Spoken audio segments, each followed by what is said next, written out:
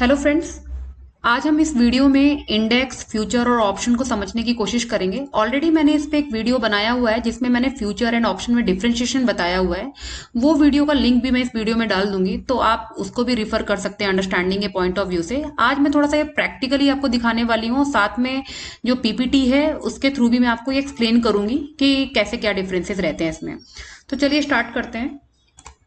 ये हमारा इंडेक्स हो गया, निफ्टी 50 आ गया, निफ्टी बैंक आ गया। अब ये निफ्टी 50 आता कहाँ से, निफ्टी बैंक आता कहाँ से, तो आप यहाँ से टाइप कर सकते हैं निफ्टी 50 आपका आ गया।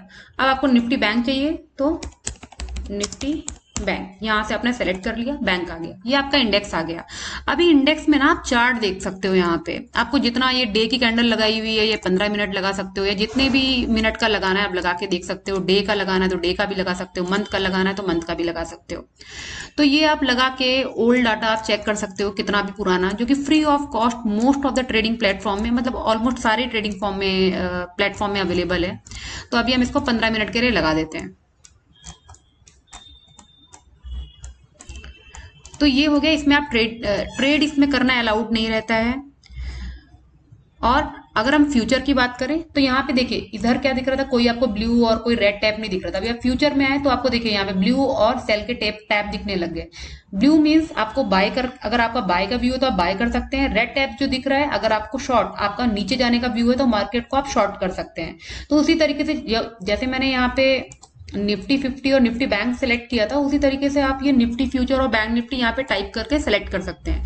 अभी मेरे को निफ्टी फ्यूचर डालना है, तो देखिए यहाँ पे जो कॉन्ट्रैक्ट आ रहे हैं ना, अगस्त सितंबर आ रहे हैं, मीन्स ये मंथली बेसिस पे क्लोज होते हैं और ये हर मंथ के अलग होते हैं। अभी जुलाई खत्म हो जाएगा तो जुलाई मंथ का क्लोज हो जाएगा, अगस्त मंथ का चालू हो जाएगा।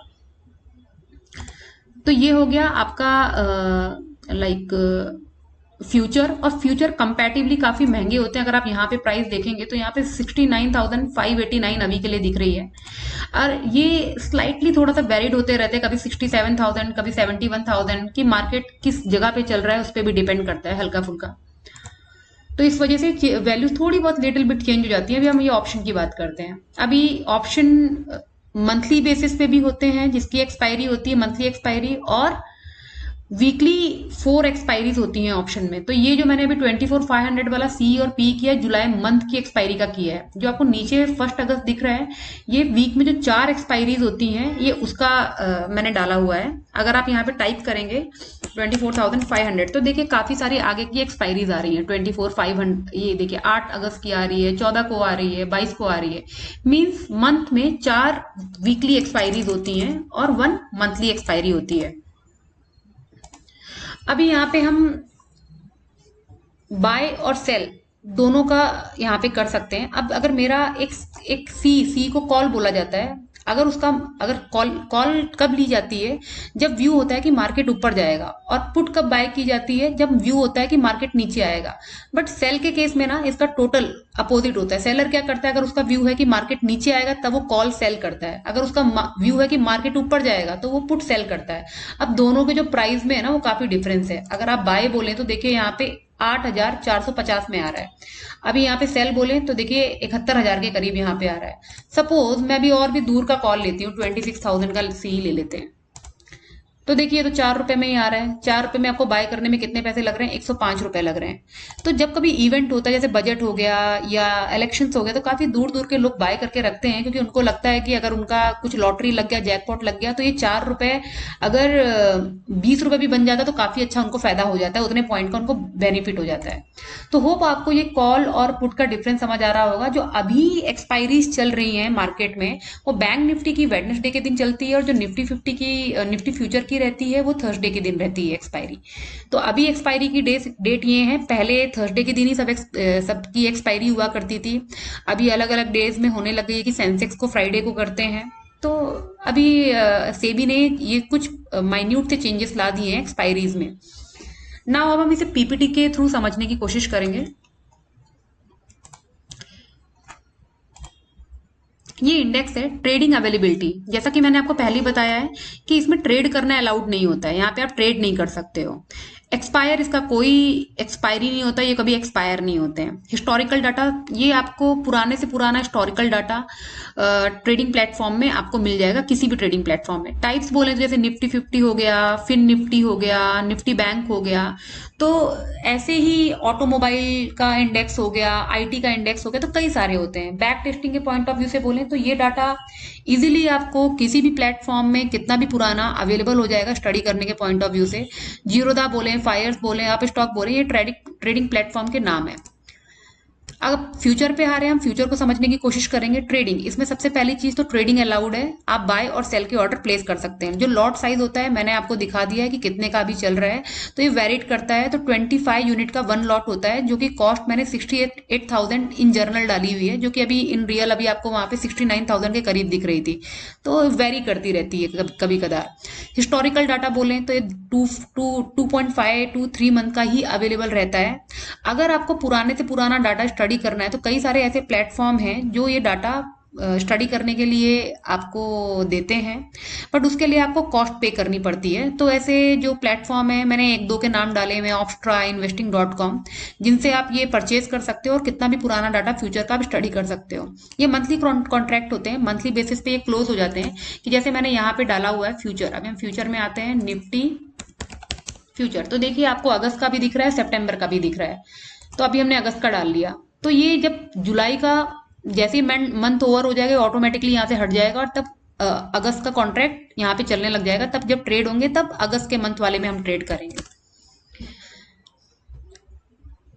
तो नेक्स्ट में बढ़ते हैं अभी हम।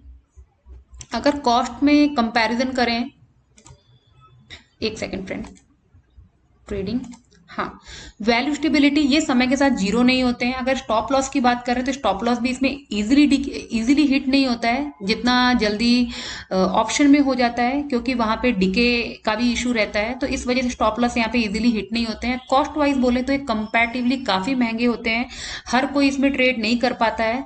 मोस्टली लोग ऑप्शन बाय को लेना प्रीफर करते हैं, क्योंकि वहां पे 100-500 रुपए से भी ट्रेडिंग स्टार्ट कर सकते हैं, जो कि मैंने आपको प्रैक्टिकली भी दिखाया वहां पे। और वॉलेटिलिटी का इस पे कोई फर्क नहीं गिरता है कि इसके प्राइस बढ़ जाएंगे या कम हो जाएंगे। ये जो इसका वैल्यू चल रहा होता है निफ्टी 50 के अकॉर्डिंग, वो वैल्यू चलता रहता है। अब हम ऑप्शन को समझ लेते हैं। कॉस्ट वाइज बोले तो काफी ज्यादा लाइक कंपैरेटिवली सस्ते होते हैं।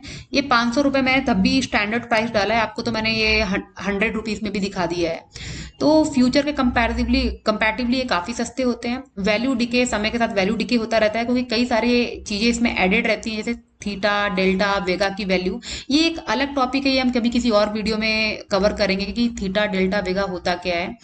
तो जिसके वजह से इसमें जो वैल्यू होता है समय के साथ डिके रहता है। 4 मैंने आपको बताया कि वीकली एक्सपायरी रहती है मंथ में, और एक मंथली एक्सपायरी रहती है, तो समय के साथ ये वैल्यू उसकी जीरो हो जाती है। और एक्सपायरी का भी मैंने बता दिया आपको।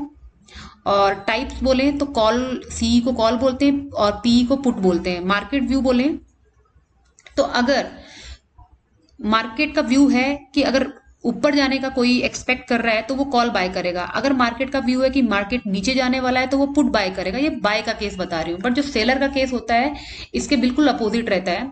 वो क्या करता है, अगर मार्केट ऊपर जाने वाला है तो पुट को शॉर्ट करता है, पुट को, पी को सेल करता है। अगर उसका व्यू है कि मार्केट नीचे आने वाला है तो वो सी को शॉर्ट करता है, सी को सेल करता है। तो स्ट्रैटेजीज में काफी सारी स्ट्रैटेजीज होती हैं हेज बेस। अगर आप बोले तो मैं तो एक आध की यहाँ पे नाम लिखी हुई हूँ, आयरन फ्लाई, बटरफ्लाई।